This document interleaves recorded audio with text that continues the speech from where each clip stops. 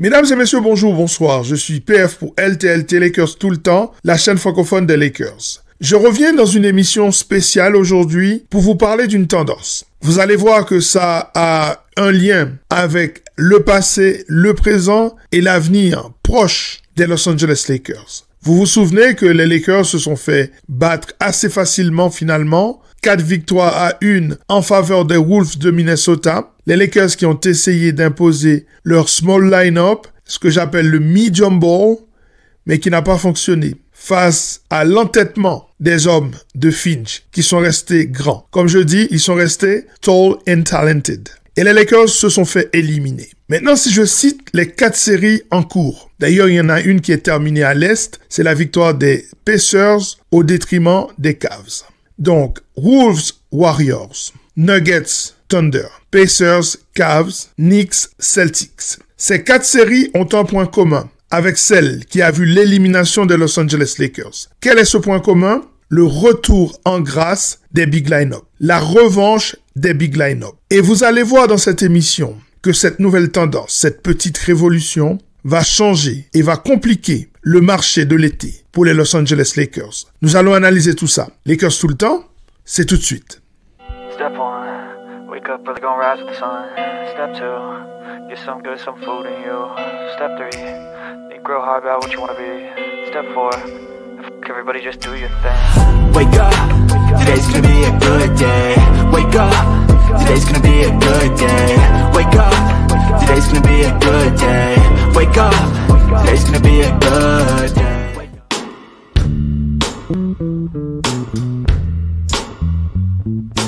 Les Lakers n'ont pas existé face à l'équipe des Wolves. Au fond, si on analyse en prenant le recul nécessaire, le recul qui s'est imposé à nous, aujourd'hui, on se rend compte que les Lakers étaient en sur-régime face à cette équipe de Minnesota.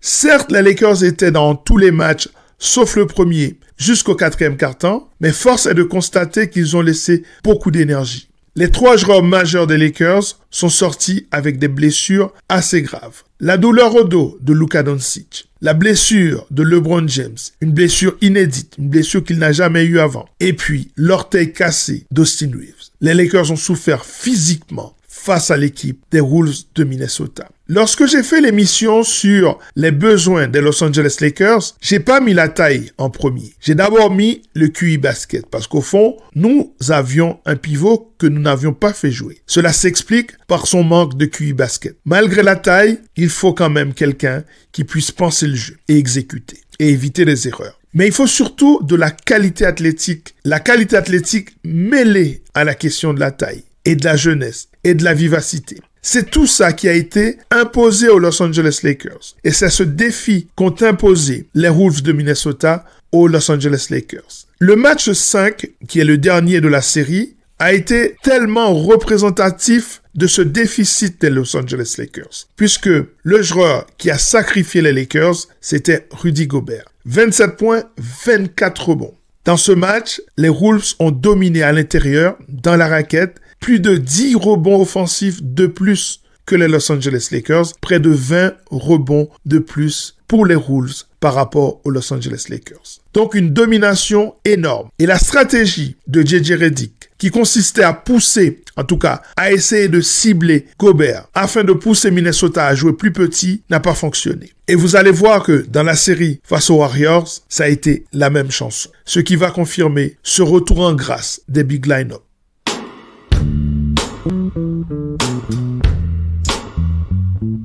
Curieusement, les Warriors ont gagné le premier match à l'ancienne face aux Wolves. Une victoire convaincante, une belle victoire, parce que les mecs des Warriors ont pris feu. Les Warriors ont commencé ce match avec Draymond Green sur le poste 5. Un pur small ball à l'ancienne. Un small ball à la Golden State, je dirais. Ils ont gagné ce match. Or, dès le deuxième match, changement tactique de Steve Kerr. Steve Kerr va mettre dans le 5 de base Jackson Davis. Et Draymond va se décaler sur le poste 4. Et hasard ou coïncidence, les Wolves vont remporter la rencontre. Et puis au match 3, que les Wolves vont gagner de manière convaincante, rebelote. On remet Jackson Davis. Et puis au 4e match, on va essayer Quinton Post sur ce poste 5. cela n'a pas fonctionné non plus. Donc on voit une véritable obsession de Steve Kerr de pouvoir trouver une solution à l'intérieur afin de pousser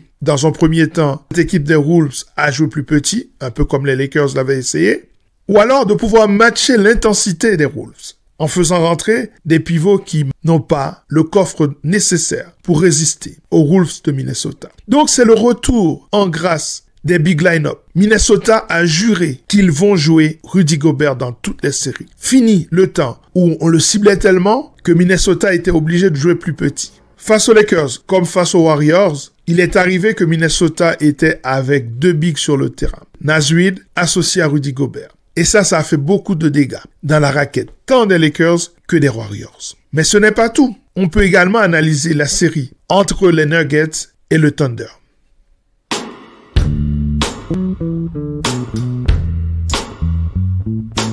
Le Thunder mène 3-2 dans une série magnifique. Franchement, j'adore cette série. Je vois des choses qui me rappellent la victoire des Los Angeles Lakers en 2020. Je vais y revenir. Le dernier match gagné par OKC, Jokic a fait un match de mammouth. Tout comme le premier match. Le premier match, c'était un match à 40 points, plus de 20 rebonds. Et celui de hier, c'est à peu près la même chose. Immense le mec, immense. Cependant, il y a eu un changement d'attitude, un changement de rapport de force dès le deuxième match, où OKC a pu neutraliser Jokic.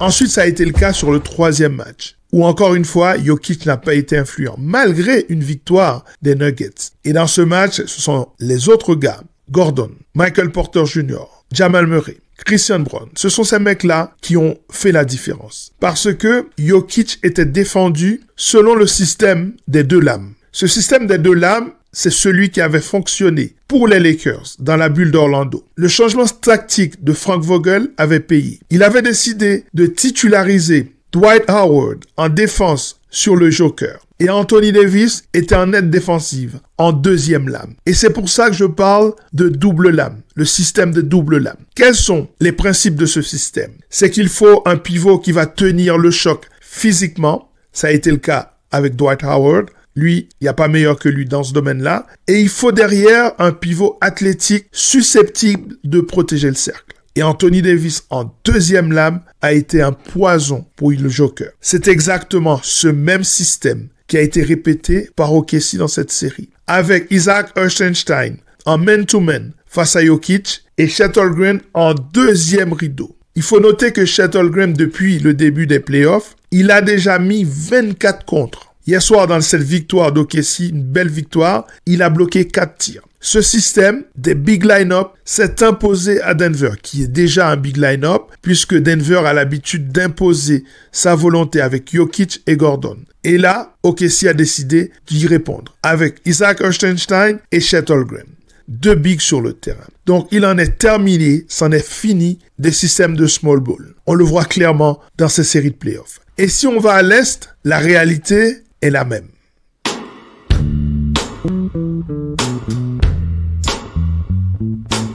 Parce que Indiana en a fini avec les Cavs. Les Cavs, premiers de la conférence Est, éliminés en 5 petits matchs. Il est vrai que les Cavs ont commencé avec 2 blessures de taille et que sans ces 2 mecs, ils ont des difficultés. En la personne d'abord de Mobley et aussi de Garland. En plus, ils vont perdre DeAndre Hunter pour le 2e match. Il va certes revenir au 3e match, mais ce sera trop tard. Le garçon n'aura jamais son rythme et d'ailleurs, il va être expulsé lors de ce match dans une altercation avec notre compatriote, à savoir Bénédicte Mathurin, qui est certes canadien, mais haïtien de père et de mère. Donc, vous avez cette équipe des Cavs qui est arrivée dans cette série diminuée. Et Indiana, avec son attaque de feu, ne leur a laissé aucune chance. Vous vous souvenez, pendant toute la saison, je vous ai parlé de la dangerosité d'Indiana avec son Advance Ball. C'est une équipe qui va chercher toutes les failles du système, qui va jouer vite, up-tempo. C'est l'équipe la plus rapide de toute la NBA. C'est une équipe qui est capable de scorer dans n'importe quelle situation. À chaque match, il y a quelqu'un qui se révèle, il y a quelqu'un qui se réveille. Mais surtout pour moi, la victoire des Pacers d'Indiana n'est possible que grâce à la présence de Miles Turner. Je vous ai expliqué que Chet Holmgren avait bloqué 24 tirs dans ses playoffs. eh bien Miles Turner en a bloqué 25. Il est encore meilleur que Chet. Et à chaque fois que les Cavs ont aligné leurs 2 pivots, leurs 2 intérieurs, eh bien, Indiana a répondu avec Miles Turner qui a presque joué tout le match. Suppléé un tout petit peu par Thomas Bryant. Thomas Bryant, je crois qu'il a été drafté par les Los Angeles Lakers et qui a joué à 2 moments différents aux Lakers de Los Angeles. Donc, imposition claire du big line-up des Cavs et les Indiana Pacers répondent avec la présence efficace et déterminante de Miles Turner.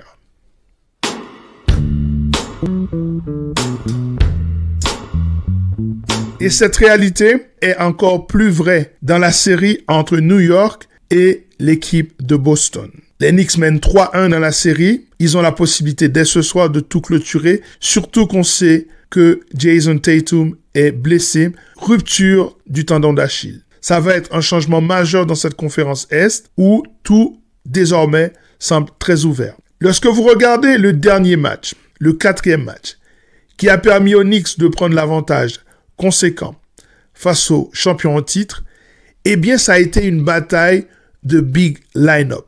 Thibodeau a voulu que Mazzulla reste avec 2 bigs sur le terrain pendant tout le match. Anthony Towns et Mitchell Robinson ont souvent été associés, même si à la base, dans le 5 de base, Mitchell est sur le banc. Mais il est tellement précieux au rebond offensif que ça a été la terreur pour Boston, qui était obligé à chaque fois d'utiliser à la fois Porzingis et Al Horford. Même qu'à un moment, ils ont utilisé Luke Kornet. Et même que New York a mis Achiuwa à la place d'Anthony Towns quand celui-ci est rentré en problème de foot. Donc, il est clair dans cette série, encore une fois, qu'on essaye de jouer grand. Et à chaque fois que Boston a essayé de baisser son line-up en mettant, par exemple, Tatum ou Brown sur le poste 5, ces mecs-là ont été punis. D'ailleurs, Brown était en problème de faute lors de ce match.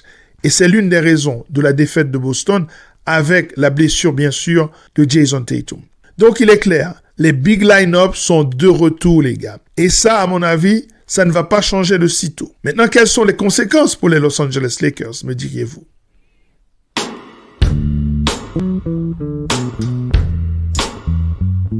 Les conséquences de cette petite révolution sont énormes, gigantesques même, je dirais, pour les Los Angeles Lakers. Les besoins étant clairement identifiés, le front office des Los Angeles Lakers a clairement dit qu'il cherche des bigs, donc toute la NBA, tous les front office, tout le marché regarde. Et certainement, ce marché va se contracter. Puisque on sait que vous avez besoin d'un big, eh bien, le prix que vous allez payer, par un effet de l'offre et de la demande, eh bien, ce prix va augmenter. Il y a quelques années, la NBA s'était généralisée vers une tendance de small ball, de joueurs de poste 4 qui jouent au poste 5 et de l'impossibilité pour les coachs de faire jouer leur big. Cela est terminé. On l'a vu notamment lors de la domination ces dernières années de Jokic, mais la NBA a continué à imposer cette tendance. Et puis, l'année passée, c'en était terminé. On a vu le triomphe de Boston grâce à Al Horford et à Kristaps Porzingis. Cette année, une domination nette et sans bavure sur la conférence Ouest d'OKC grâce à la présence d'Isaac Hartenstein et de Chet Holmgren. À l'Est, domination de l'équipe des Cavs grâce à la présence des tours jumelles Jarrett Allen et Evan Mobley. Evan Mobley qui a d'ailleurs terminé meilleur défenseur de toute la NBA. Et lors des playoffs, cette tendance s'est généralisée, on vient de le voir avec les différentes séries. Ainsi, le prix des bigs sur le marché va augmenter. Des mecs comme Miles Turner, qui est quand même un joueur qu'on va franchement viser, on vient d'expliquer son rôle dans la série face au premier de la conférence Est. Eh bien, le prix de ces mecs-là va augmenter. Le prix de Steven Adams va augmenter. Le prix de Naz Reid va augmenter. D'ailleurs, Naz Reid a bien compris les choses et il va tester le marché cette année.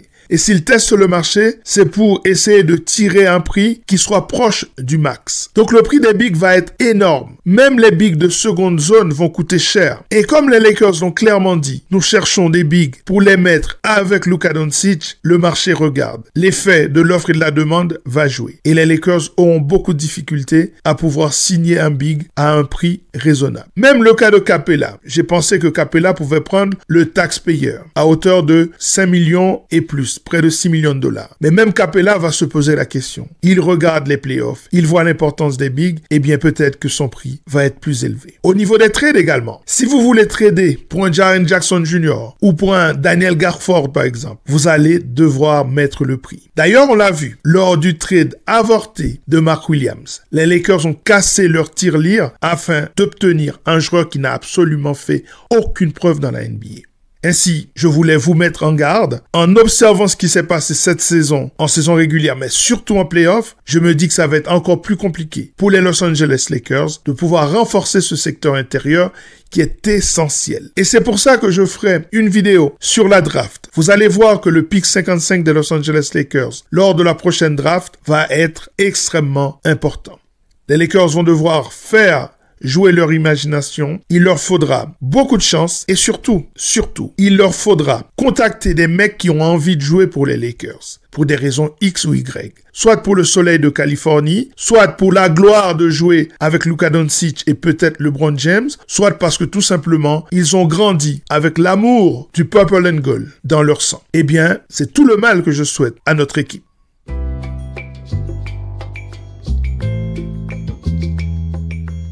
Voilà, c'en est terminé pour cette émission consacrée à cette petite révolution qui va influencer le marché des free agents. La question de la présence et du prix des hommes de grande taille va être liée automatiquement à la tendance qu'on a vue dans ces playoffs. Il faut s'attendre à ce que les choses soient beaucoup plus compliquées pour les Los Angeles Lakers. Je vous laisse en espérant que vous êtes désormais un nouvel abonné de ma chaîne. N'oubliez pas de me mettre ce petit pouce bleu, de mettre des commentaires dans la zone réservée à cet effet et de partager cette vidéo. Vous êtes les meilleurs. Prenez soin de vous, profitez bien des matchs de playoff. À très bientôt. Ciao.